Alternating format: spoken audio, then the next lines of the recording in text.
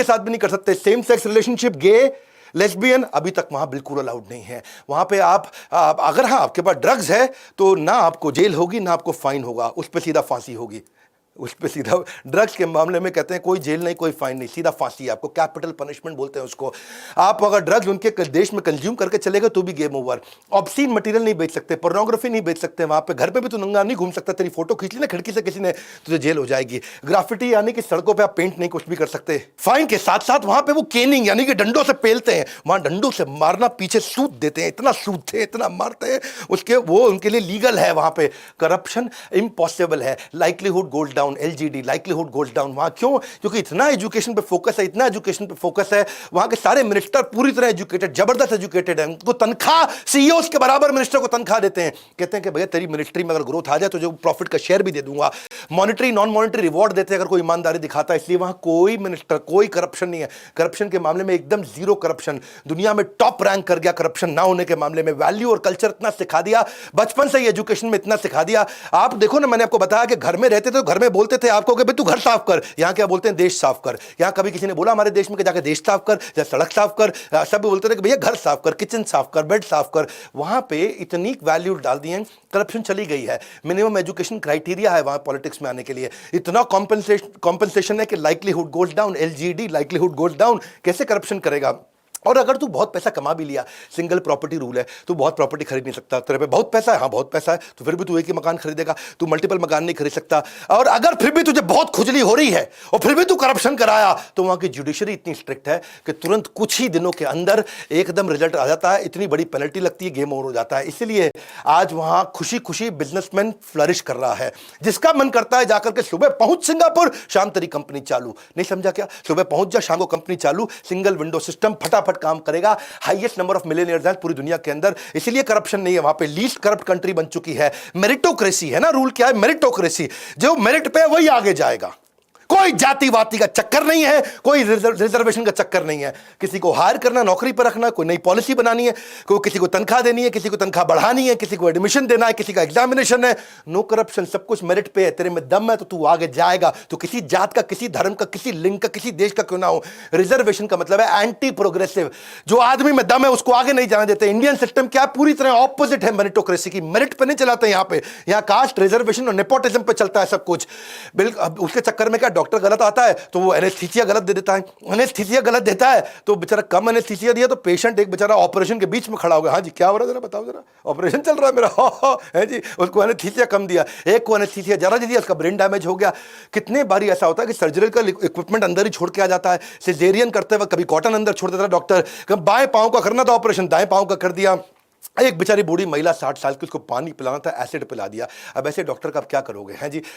अंदर सुई छोड़ करके आ गया। कॉम्पिटेंट टीचर नहीं बन पाते हैं जब ऐसा रहता है। मेरिटोक्रेसी उनके देश की वैल्यू है। पूछा था किसी ने लीक वन यूज है, तुझको इंडिया दे दें तो क्या करेगा? तूने सिंगापुर तो खड़ा कर दिया। बोला मेरिटोक्रेसी, इंटेग्रिटी यानी कि ईमानदारी, और उसको आगे बढ़ाऊंगा जिसमें दम है, हैं जी। वो क्या इंडियन टीचर क्या करे, स्पेलिंग बता रहा है, DANGEROUS, डंगर्स।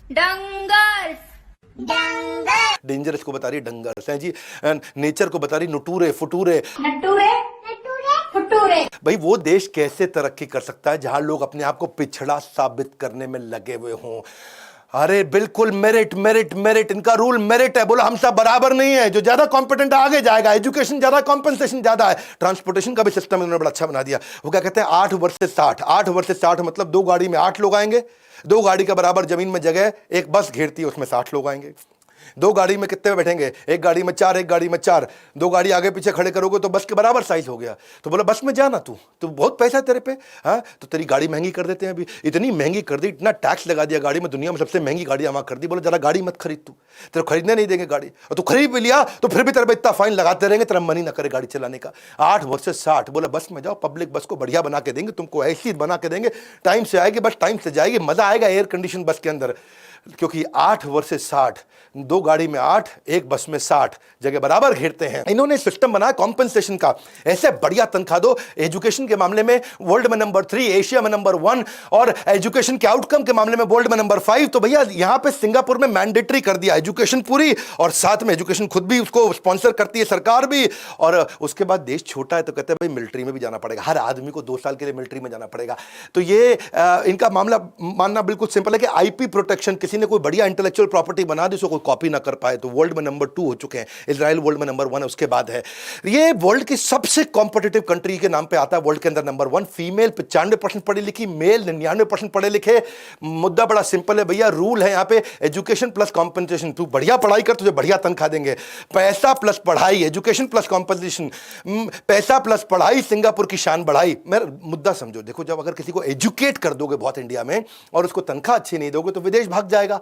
दूसरा, एजुकेशन नहीं दोगे, तनख्वाह दे दोगे तो वो धोखा देगा, गलती करेगा, नॉलेज नहीं है चोरी करेगा। तीसरा, ना एजुकेशन दोगे और ना कॉम्पेंसेशन दोगे, ना एजुकेशन दोगे ना तनख्वाह दोगे, तो फिर वो क्या करेगा वो मैं नहीं बताऊंगा वो क्या करेगा, वो आपको मालूम है क्या करेगा। है जी, यहाँ की मीडिया इन्होंने कंट्रोल कर दी। बोले मीडिया तुम वो दिखाओगे जो हम बताएंगे, बिल्कुल ब्रेन वॉश नहीं करोगे, नॉनसेंस फालतू न्यूज़ नहीं चलेगी यहाँ पे। यहाँ केवल न्यूज़ चलेगी पॉजिटिविटी की।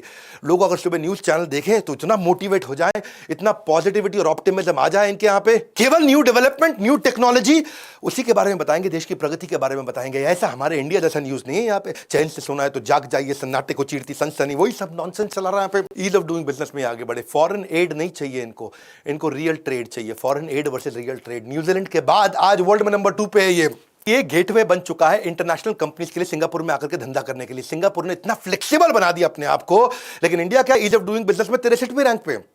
चलो वो फिर भी ठीक है, पिछले साल 77 पे थे, इस साल 63 पे है, लेकिन ईज ऑफ स्टार्टिंग बिजनेस में हम 136वीं रैंक पे। आज अगर दिल्ली में तेरे को रेस्टोरेंट खोलना है ना तो तेरे को 45 डॉक्यूमेंट चाहिए, 26 में से 1 लाइसेंस के लिए दिल्ली पुलिस से। तुझे अगर बंदूक खरीदनी है तो 19 डॉक्यूमेंट में चल जाएगा। यानी कि देश में बंदूक खरीदना आसान है, रेस्टोरेंट खोलना मुश्किल है। Ease of starting business. मैंने गडकरी जी के साथ एक इंटरव्यू किया था, उस वीडियो को देखना। मैंने बोला आपको गडकरी जी कि इस पर बहुत काम करना जरूरी है। अच्छा देश क्या है जहां लीडरशिप अच्छी हो। यहाँ पे इनके 63 आइलैंड है सिंगापुर के छोटे छोटे, जो किसी काम के नहीं, ना पानी, ना जन, ना जीवन, ना जात, ना कुछ नहीं है वहां पे। ना अपना कोयला, ना अपना तेल, ना अपनी गैस, ना अपना लकड़ी, ना अपना एग्रीकल्चर, ना अपना मिनरल, ना अपना मेटल, अपना कुछ मैन्युफैक्चर नहीं करते। पूरी इकोनॉमी सर्विस बेस्ड कर दी इन्होंने। कहा छोटा देश है, यहां कहां मैन्युफैक्चरिंग सेटअप लगाएंगे, इसको सर्विस क्यों बनाते हैं। पूरा फ्यूचर ठीक करने के लिए आपको डिसीजन तो आज ही लेना पड़ेगा।